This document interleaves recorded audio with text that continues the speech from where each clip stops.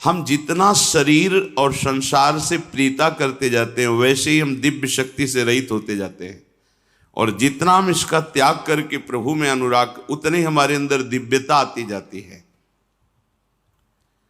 मन जो ये है इसका निग्रह करना बड़ा कठिन। निग्रह माने रोकना, हटाना, जिन विषयों में जाता है उससे हटाना, परंतु ये वश में हो जाता है। अभ्यासेन तु कौन्तेय वैराग्येण च गृह्यते। अभ्यास और वैराग्य दो के द्वारा इस मन को वश में करने का उपाय श्री भगवान ने बताया। मन को जबरदस्ती खींचना बहुत कठिन बात है, और प्यार से खींचना थोड़ा सरल है। जबरदस्ती इसके साथ करने में चूंकि हम बराबर हारते गए हैं, इसका जीतने का अभ्यास है, ये मुझे हरा देगा।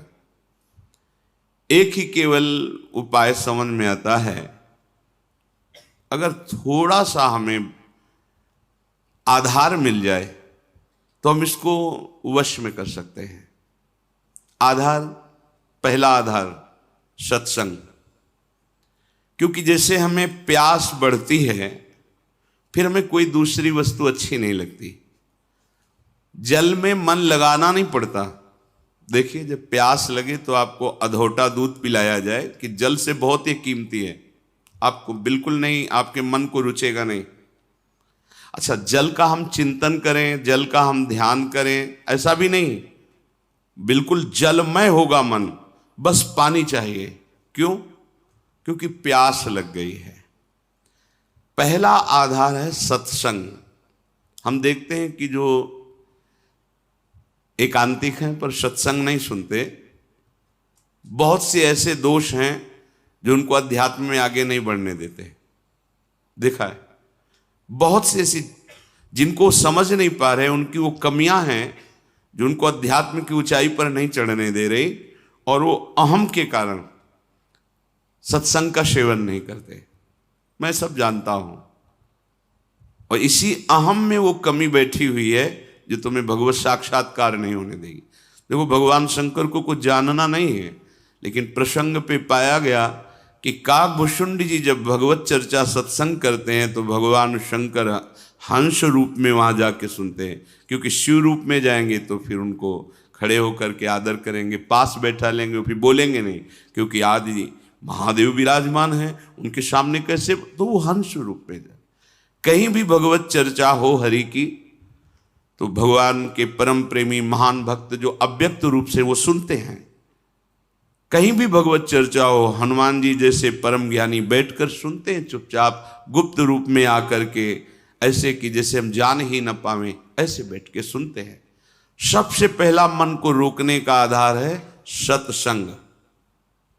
सत्संग क्या करता है?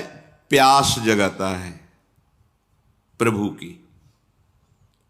हमें क्यों आवश्यकता है भजन की? हम क्यों भगवत प्राप्ति करें? क्या जरूरत है? हमें जरूरत है भोजन की, रुपया पैसा की, भोग सामग्री की, पद प्रतिष्ठा की, वाहवाही की।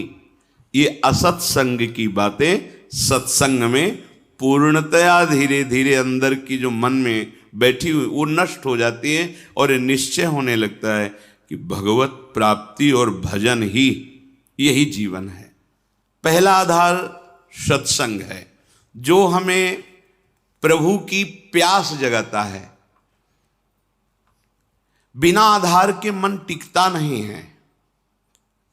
जब हमें सत्संग रूपी आधार मिलता है तब भक्तों से प्रियता जागृत होती है।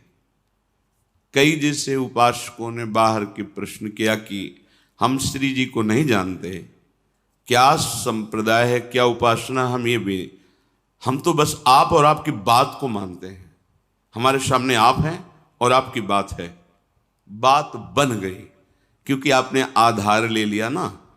और भगवान को बहुत प्रसन्नता होती दास दासोहम वृत्ति से। हरिदासों के प्रति दासत्व का भाव रख लिया जाए तो बहुत जल्दी। इसके बहुत सी छंदों में सेवक जी ने राधा वल्लभ भजत भज भली भली सब होए ऐसा वर्णन किया है। दूसरा आधार प्राप्त होता है भक्त प्रियता। भक्त प्रियता का तात्पर्य होता है उनके शरीर से राग नहीं, उनके द्वारा जो दिया हुआ उपासना का स्वरूप है वो प्राणों से भी अधिक प्रिय लगे।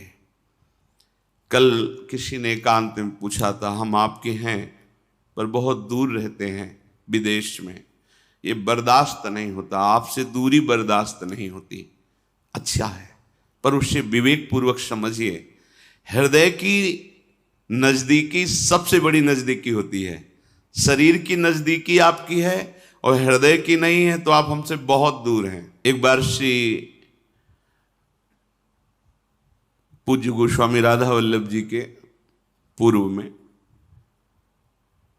किसी भक्त के यहां गए, वो बड़ा दैन्य भक्त, बहुत फूका, तो आचार्य चरण कृपा करके पधारते थे, गृह पावन करते, राधा वल्लभ लाल जी के चरणों की उपासना का भाव प्रकट करते।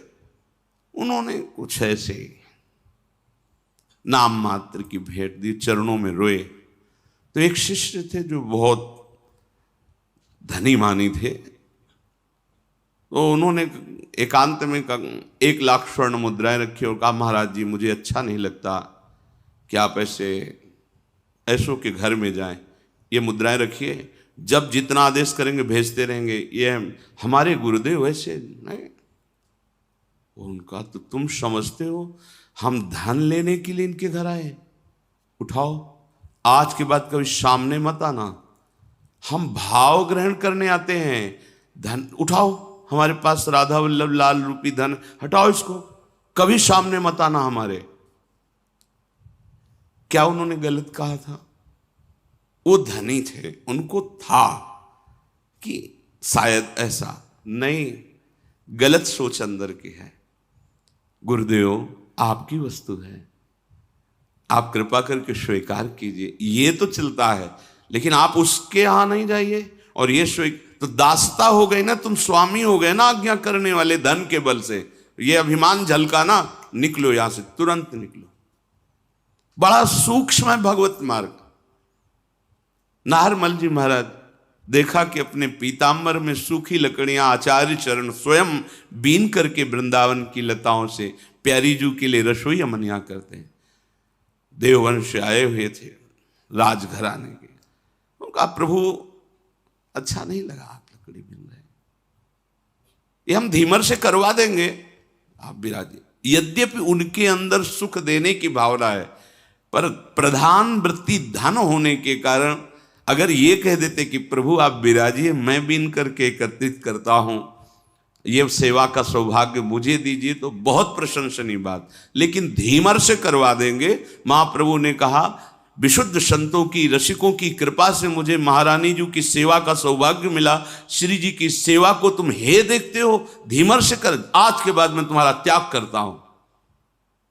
खूब रोए, श्री जी से प्रार्थना की, जब श्री जी ने आदेश किया तब फिर क्षमा किया। भक्तों के संग का निर्वाह करना बड़ा कठिन होता है, क्योंकि भक्त का संग का जब रंग चढ़ेगा तो वो अपने स्वामी के दरबार में ले जाने लायक बनाएंगे। और यही दरबार दीन को आदर रीति सदा चली आई। हमारे मालिक के दरबार में दैन्य का प्रयोग होता है, हम का नहीं, दीनता। जेहि दीन पियारे वेद पुकारे, द्रवहु सुश्री भगवान। जिनको दीन प्यारे हैं तो संत जन क्या करते हैं? तुम्हारे अंदर के अहंकार को नष्ट करते हैं।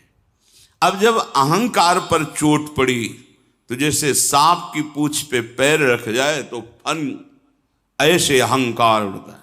तो हम दूसरी जगह देख लेंगे, और जहां वो दूसरी जगह खड़ा दिखाई दिया, गया मार्ग गया। अब नहीं, सब जगह से भाग करके एक ही उपाय है, महारानी की शरणागति। सब जगह से खुला मार्ग है, लेकिन इनकी शरणागति की पुष्टता रसिकों से अगर कहीं पंक्ति से बिलग हो गए तो अब कहीं के नहीं रहोगे, क्योंकि आधार अब मन का आपका अहंकार होगा। वो अहंकार आप